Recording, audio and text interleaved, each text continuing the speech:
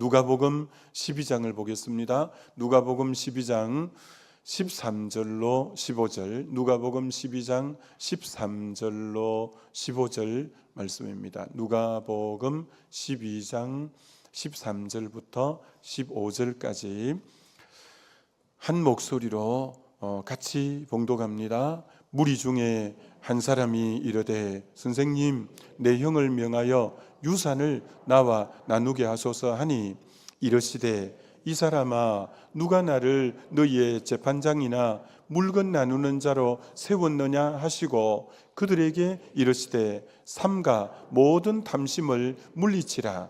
사람의 생명이 그 소유에 넉넉한데 있지 아니하리라 하시고. 아멘. 탐심을 물리치라. 1입니다. 1. 다음에는 2, 3. 탐심을 물리치라. 여러분, 탐심이 뭐죠? 탐심. 욕심과 탐심의 차이점을 찾아보니까, 욕심은 갖고 싶은 마음, 인간에게 자연스럽게 일어나는 욕구가 욕심이라고 할 수 있는 반면, 욕심이 자라서 탐심이 되고, 지나친 욕심이 탐심이 되는데, 이게 탐심은 어느 정도까지냐면, 하나님을 사랑하는 마음보다도 그 방금 탐심, 갖고 싶고 하고 소유하고 싶은 그 마음이 하나님 사랑보다도 더 커버리고, 그래서 마음의 주인의 자리에 원래 하나님이 앉아 계셔야 되는데, 탐심이 마음의 주인의 자리를 꿰차고 있는 그 상태. 그래서 골로새서 3장 5절에 탐심은 곧 우상 숭배니라. 그러니까 우상 숭배는 하나님보다도 더 사랑하고 더 우위에 있으면 우상이 되는데, 이 탐심이 하나님 사랑보다도, 하나님이 주인된 자리보다도 더 탐심이 꿰차고 있어서 더 갖고 싶은 마음, 어떤 탐욕의 마음이 딱 중심에 자리 잡고 있는, 너무 지나친 이제 욕심의 그 어떤 상태가 이 탐심이고, 그게 곧 우상 숭배고. 그래서 누가복음 16장 13절에는 하나님과 재물을 겸하여 섬길 수 없다. 어떻게 하나님하고 재물을 견줄 수 있겠어요? 그런데 견준다는 거예요. 사람들이 재물을, 하나님과 재물을 어느 걸 섬길까 하다가 재물을 더 섬기는 위치에 올라갈 때, 그게 곧 우상숭배고 탐심이 우상숭배가 되는, 그래 이게 이제 맘모니즘이 된 거예요. 완전히 물질을 숭배하는 데까지 이 탐심이 있으면 물질 숭배 사상인 맘모니즘에 이르러서 하나님 자리에다가 그 탐심이 딱 자리하는, 이 탐심은 그래서 굉장히 우리가 잘 다루어야 되는데, 욕심이 계속 자라서 탐심이 되기 때문에 그 근원인 욕심을 잘 우리가 다루어내는 부분들이 굉장히 필요하다라는 것입니다. 여러분, 동물은 이제 약육강식이 되어서 배가 고프면 약한 동물을 잡아먹지 않습니까? 근데 동물은 약한 걸 잡아 먹어도 그만 배가 차면, 먹다가도 밥만 먹고 배가 차면 그럼 놔두고 가고, 이렇게 절대 동물은 배고픈 정도만 채우지 그 이상을 바라지 않는 거예요. 근데 인간만 탐심이라는 단어가 적용이 가능한데, 인간은 배가 불러도 또 더 모으고, 지금 배가 부른 상태인데도 더 모으고 더 쌓고 더 저장해 놓고, 이런 인간은 동물보다 이런 면에서는 정말 이 탐심이 끝도 없이 쌓아 놓으려고 하고 모으려고 하는 이 탐심이 우리에게 다 있으니까, 이 탐심의 부분을 잘 다루어야 된다라는 거죠. 오늘 여러분, 세상과 이 교회, 하나님 나라는 가치관, 사고의 체계가 완전히 달라야 되죠. 교회에 나오는 이유는 하나님 말씀이 우리의 모든 기준이 되기 위해서 교회에 나오는 거 아니겠어요? 우리 하나님을 주인으로 모시고 그분의 말씀이 내 모든 가치관, 세계관, 사고방식을 사로잡는 게 예수 믿는 거죠. 그래서 세상 가치관하고 교회 다니는 성도의 가치관은 확연하게 달라야 되는 건데, 오늘 세상은, 우리가 살고 있는 세상은 물질 숭배 사상이 아주 만연해 있는 세상입니다. 그래서 얼마나 오늘 이 세상은 모든 기준이 돈이 기준이 되어 있는 경우가 굉장히 팽배해 있습니다. 돈이 기준이 되어 있는 거예요. 돈 잘 벌어오는 남편, 돈 잘 버는 남편은 성공한 남편이라고 생각하는 거예요. 돈 잘 못 버는 남편을 마치 실패한 남편처럼, 돈을 많이 벌어놓은 부모를 성공한 부모라고 생각하는 거예요. 돈을 벌어놓지 못한 가난한 부모를 실패한 부모라고 생각하는 거예요. 자녀를 잘 키웠는데 이 자녀가 돈을 잘 버는 자녀면 자녀 교육에 성공했고 잘 성공한 자녀라고 보는 거예요. 애를 키워놓았지만 돈을 잘 못 벌면 마치 실패한 자녀처럼 생각하는, 말을 직설적으로는 그렇게 안 할지 몰라도 단념들이 얼마나 돈의 기준에 따라서 성공 실패를 나누는 것이 오늘 이 사회에는 팽배해 있는가. 저 사람이 저 옷이 굉장히 고가고 메이커 옷이고 그 옷의 옷차림을 갖고 평가를 하려고 하는 거예요. 야, 저 차가 외제차로서 굉장히 고가인데 차로서 평가하려고 하는 거예요. 야, 저 집 아파트가 몇십억 되는 너무 그런 아파트인데 사는 아파트를 갖고 평가를 하려고 하는 거예요. 야, 저가 사는 저 동네 강남, 또 여기 어디지? 하여튼 그렇게 사는 그걸 보면서 그가 어디에 사느냐를 보고 평가하려고 하는 거예요. 그런데 여러분, 세상은 주님을 몰라서 그렇다 쳐도 그게 우리에게로 우리 사고로 들어와서 우리도 마치 사람을 그런 눈으로 보는 그런 것은 결코 있어서는 안 된다라는 거예요. 절대 외형적인, 목회도 마찬가지고 여러분의 사역도 마찬가지죠. 수천 명의 목회를 하면 성공하고 몇십 명 목회를 하면 실패한 목회자입니까? 그건 아니지 않겠습니까? 하나님이 한 달란트 준 자도 있고 두 달란트 준 자도 있고 5달란트 준 자가 있어서 한 달란트 받은 사람이 한 달란트를 더 남겼으면 착하고 충성된 종이라 주님 앞에 인정받는 종이 되겠고, 5달란트를 받았는데 한 3달란트나 남겼으면 어찌하면 한 달란트 받은 사람이 한 달란트 남긴 사람보다도 더 주님 앞에 갔을 때 칭찬을 못 들을 수도 있겠죠.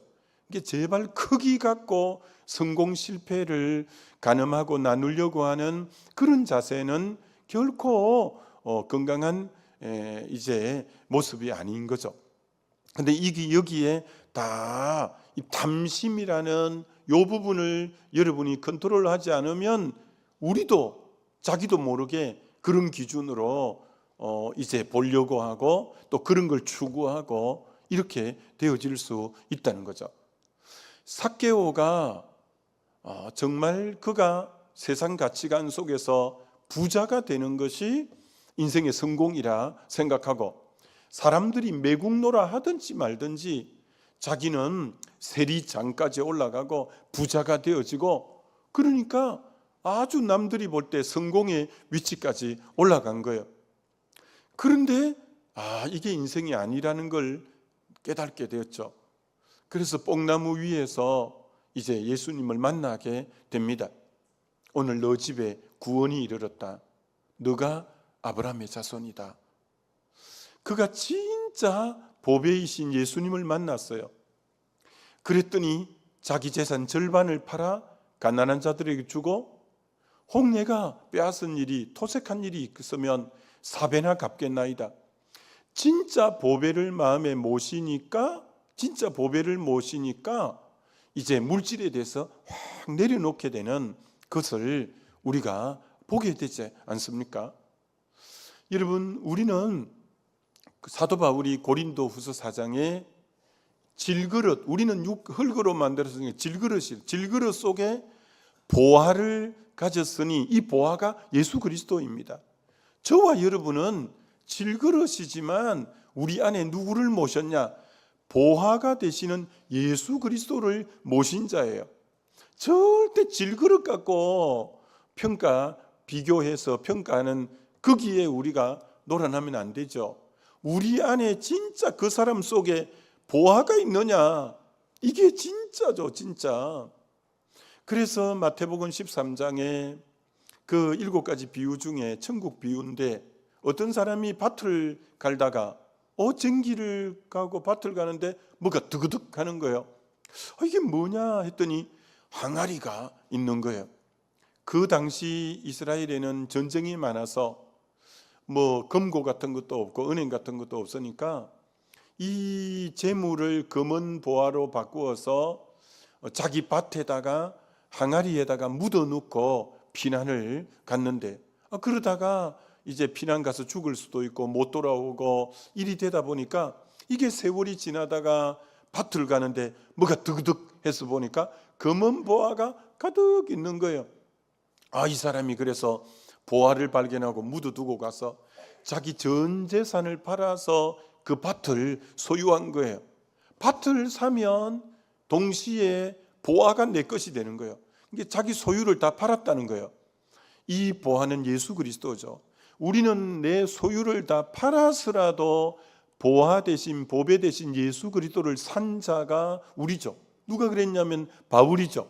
사도 바울은 정말 그 당대 가장 엘리트였습니다. 바리새인이 그 당대 한 5-6천 명 이렇게 되어졌다고 보는 거죠.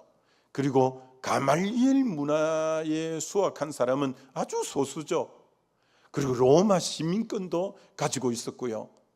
근데 그리스도 한 분을 얻고 그 모든 걸 배설물로 내게 유익한 걸 해로 여기고 그리스도 한 분을 발견하고 나서 그리스도가 보배인 줄 알았던 거죠. 모세도 애굽의 모든 보화보다 하나님 백성과 함께 고난받는 자리로 나오고 공주의 아들이라 칭함보다도 정말 그가 고난받는 자리로 나온 것은 진짜 중요한 게 뭔지를 발견한 자들이라 이렇게 말할 수 있는 거죠. 그렇기 때문에 우리 그리스도인은 절대 외적인 그 어떤 물질의 유무나 이런 것 갖고 사람을 평가해서도 안 되고 우리 자신이 딱 자부심이 있어야죠. 내 안에 그리스도가 보화로 계시는 것에 대해서. 그래서 우리가 이 진리에 대해서 정확하게 깨달으면 엉뚱한 탐심이 우상 숭배까지 되고 그렇게 해서는 아니 된다고 할 수 있는 거죠. 자, 그러기 위해서 야고보서 1장 14절에 오직 각 사람이 시험을 받는 것은 자기 욕심에 끌려 미혹됨이니, 이 미혹이 미끼에 확 걸리는 건데 미혹이 왜 오냐?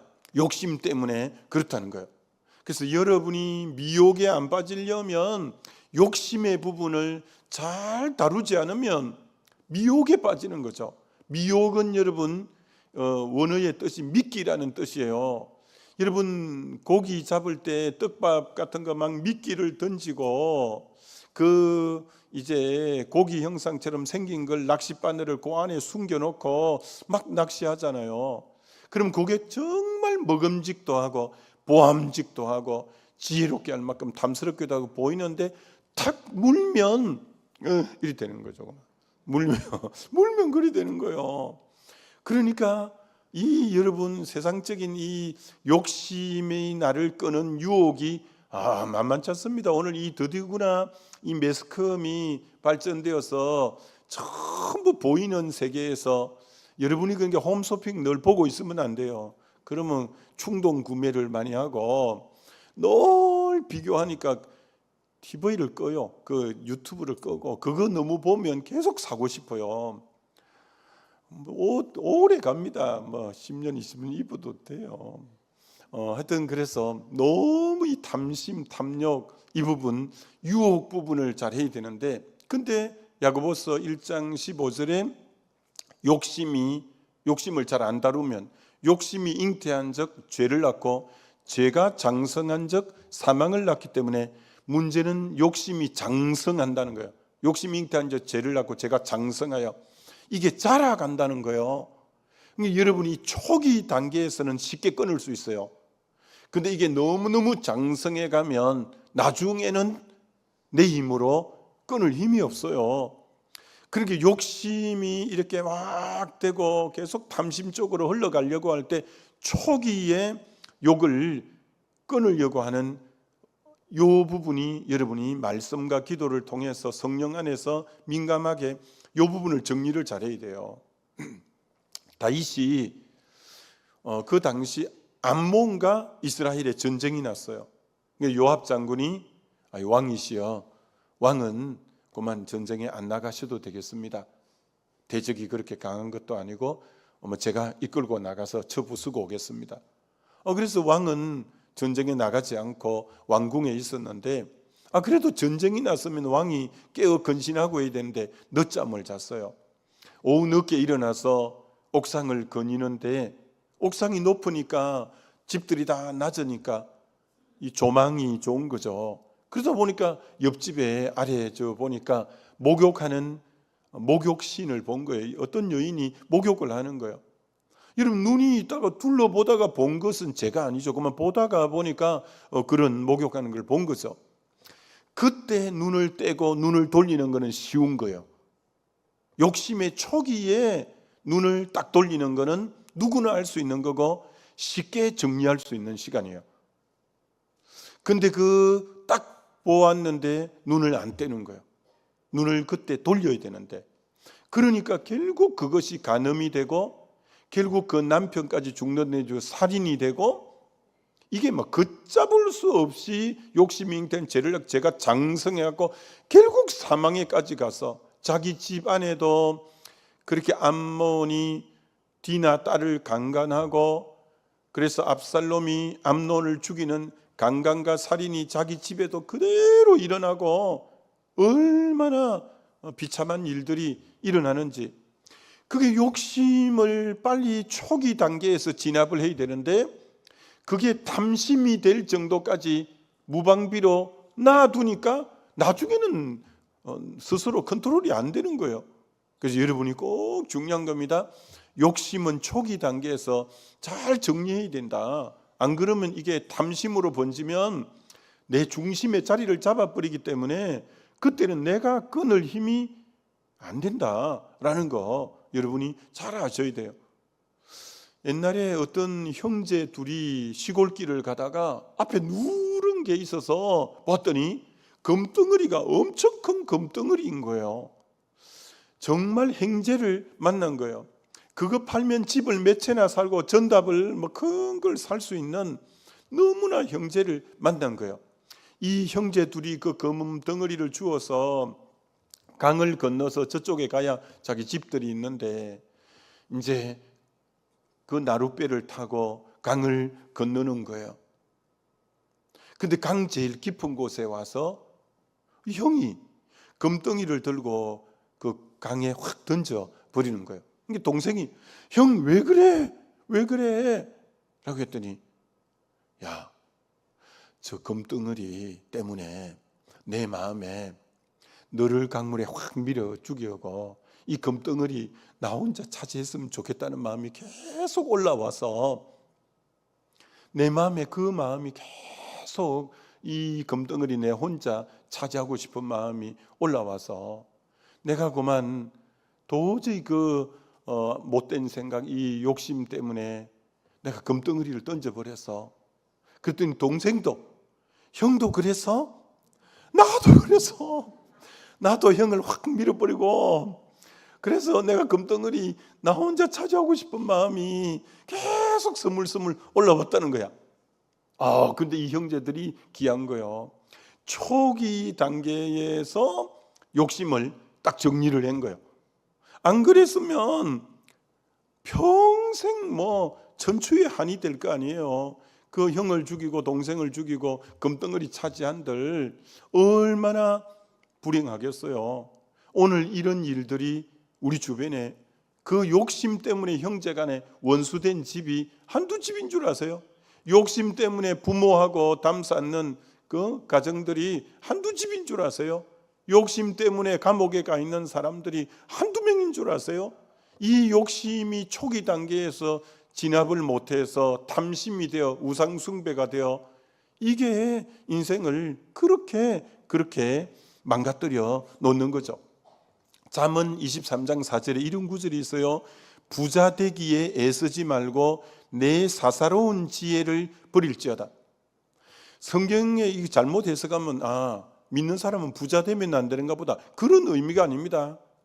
믿는 사람은 성실하게 일하고 개미에게 가서 부지런한 걸 배우고 성실하게 땀 흘려 부자 되는 것은 귀한 거죠. 귀한 거죠. 그걸 정죄하는 건 절대 아닙니다. 그 뒤에 말이 중요하죠. 사사로운 지혜를 버리라. 사사로운 지혜를 갖고 부자 되려고 하지 마라. 이게 사사로운 지혜가 세상 지혜, 다른 번역에는 이렇게까지 이거를 말해놨어요. 부자 되려고 영혼을 혹사시키지 마라. 영혼을 갉아먹는 인생이 되지 마라. 부자가 되려고 영혼까지 갉아먹는 일을 하지 마라. 그리고 영혼을 혹사시키지 마라. 부자가 되는, 성실하게 일해서 부자가 되는 것은 하등의 문제가 없습니다. 믿는 사람 중에 부자도 많아 있어야죠. 그러나 영혼을 갉아먹으면서까지 부자 되려고 하고, 그리고 영혼을 혹사시키면서까지도 부자 되는 건 그건 지혜가 아니고, 근데 사사로운 지혜는 세상적인 지혜예요.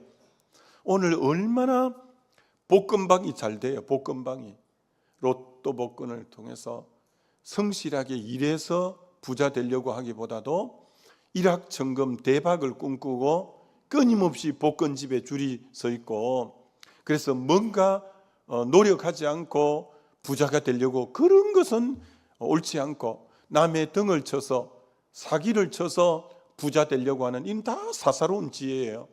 정당하지 않는 불법의 방법으로 불법적인 투기를 통해서 어떻게 하든지 부자 되려고 하는 이런 사사로운 탐심 때문에 그 부자 되려고 하는 그런 것은 버리라 라고 지혜 가운데 말씀하고 있다라는 거예요. 근데 여러분, 왜 이런 것을 주님이 버리라고 하느냐 하면, 그럼 탐심이 채워지면 만족하냐? 그렇지 않다는 거예요. 탐심은 바닷물 먹는 것처럼 목이 말라서 바닷물을 벌컥 들이키는데 더 목이 마른 거예요. 탐심의 부분이 채워졌으면 그럼 만족하고 이제 됐다 이래야 될 것 같은데, 또 그러면 그 다음 탐심이 또 생기는 거예요. 절대 이 욕망은 이제 채워지지 않는 거예요. 그래서 이걸 예레미야 2장에는 너무 잘 표현했는데, 이 백성이 두 가지 악을 행했는데, 생수의 근원인 나를 버린 것과, 그리고 그들이 스스로 우물을 팠는데 이것은 밑이 터진 웅덩이, 물을 저축치 못하는 웅덩이라. 인간은 하나님을 버리고 난 뒤부터 마음에 웅덩이가 생겼는데, 물을 아무리 채워도 채워지지 않는 밑이 터져버린 웅덩이가, 욕망의 웅덩이가 하나님 떠나는 사람에게는 딱 있는 거예요. 아무리 채워도 또 목마른 거예요. 여러분이 이 탐심은 채운다고 채워지냐? 아니요. 그 다음 또 욕망이 또 생겨요. 그러니까 여러분이 이거 정말 잘 다루지 않으면 인생을 자칫 완전히 잘못된 생각 속에서 망치는 거예요. 여러분, 사단이 또 사단이라는 존재가 도적질하고 죽이고 멸망시키려는 것뿐이라고 요한복음 10장 10절에 말한 것처럼 인생을 탐심 같은 데 딱 매이게 해서 인생 자체를 도적질해 버리는 거예요. 그래서 여러분, 이 사단이 여러분 주변에 항상 있고 충동질한다는 걸 여러분이 이 경계심을 놓치면 안 돼요. 여러분이 세상 사람들이 사는 가치관으로 딱 해서 어떻게든지 좀 더 많이 모으고, 그게 나중에 어느 순간에 사단이 딱 장악해가지고 내 인생관을 그렇게 만들어 버려서 완전히 밑빠진 독에 물 붓기식으로 그 인생을 그렇게 몰아가면 인생 완전히 망하는 거죠. 그래서 여러분, 인류 최초의 인류의 그 아담 하와를 6일 전반부까지 하나님이 천지 창조에 완벽하게 만들어 놓고 맨 나중에 하나님 형상을 닮은 아담을 에덴 동산에 만들어 놓았어요. 여러분, 완벽한 환경을 만들어 놓았어요. 진짜 부족한 게 없는 거죠. 선악과는 에덴 동산 중앙에 있는 선악을 알게 하는 나무의 실과는 먹지 말라고 하고 먹으면 정령 죽는다고 한 것은, 그 나무는 뭘 생각하는 나무냐면은 하나님은 창조주다. 너는 피조물이야. 너 동산 중앙에 있는 저것만 볼 때마다 하나님이 저거 하나는 나보고 하지 말라 했지. 그게 내가 피조물인 걸 인식하는 시간이에요. 그래, 내 위에는 창조주가 계시지. 난 피조물이지. 그래, 나는 100%. 여러분, 사람이 자기 마음대로 100%를 다하면 그건 여러분, 사람이 완전히 자기가 하나님이고 자기가 주인이죠. 하나님이 그게 아니죠. 그래서 우리는 너 위에 하나님이 있다는 걸 알아라라는 그 표시로 선악과를 준 거죠. 선악과가 있으므로 나는 피조물임을 알 때 에덴은 계속 내게 있는 거예요. 풍족한 에덴은. 그런데 사단이 그렇게 하나님이 완벽한 풍족한 걸 주었는데 하나 없는 선악과를 계속 지목하면서 너 하나님이 지금 먹지 못하게 하더냐? 계속 그 하나에 없는 것에 포커스를 맞추게 하고, 그 하나님이 좋은 하나님이 아니고 그 하나님에 대해서 불평의 마음을 가지고 그걸 어떻게 하든 따먹게 만드는 거예요. 그래서 사단이 내 시선을, 아담의 시선을 그 선악과에다만 딱 맞추니까 99% 풍족함을 주었는데 감사가 하나도 없는 거예요. 왜 저걸 내게 안 줘갖고, 왜 저건 나에게 결핍하게 만들고. 사단은 정말 풍족한데도 감사를 모르게 하고 없는 하나에 초점을 맞추어서 원망과 이 불평이 나오게 만들고, 그게 사단이 하는 일이에요. 그래서 이 탐심이 딱 자리 잡으면 뭐가 가장 먼저 사라지냐? 감사가 딱 사라져요. 그래서 왜 감사 노트를 갖고 감사를 쓰자고 하느냐면, 이게 다각도로 얼마나 좋은 게 모릅니다. 하나님이 주신 만 가지 은혜가 있어서 아이고 이것도 은혜예요, 이것도 은혜입니다, 이것도 은혜입니다. 그렇게 함으로 사단의 그 공격을 완전히 차단하기 위해서, 감사하면 사단이 틈탈 구석이 없죠. 계속 모든 게 감사하니까. 그러니까 여러분이, 이 사단은 탐욕을 가지게 하는 거예요. 그렇게 많이 가져도 없는 하나의 마음을 쏟게 해서 거기에 마음이 매달리게 하므로 감사는 다 사라지고 나는 늘 불평하는 사람과 원망하는 사람이 돼 있고, 그게 사단이 하는 일이에요. 그래서 여러분이 지금 있는 모든 것에 감사하고 그래야 이 탐심이 사라지는 그 원리다라는 것 알고, 이제 계속 앞으로 탐심에 대해서 몇 번 더 나누면서 이 탐심의 부분을 다스리지 않고 진정한 행복은 있을 수 없다라는 것 알고, 탐심을 잘 제거하는 오늘 첫 번째 원리가 감사하라라는 부분으로 알고 승리하게 되시기를 주님의 이름으로 축원합니다. 우리 기도하면 좋겠습니다.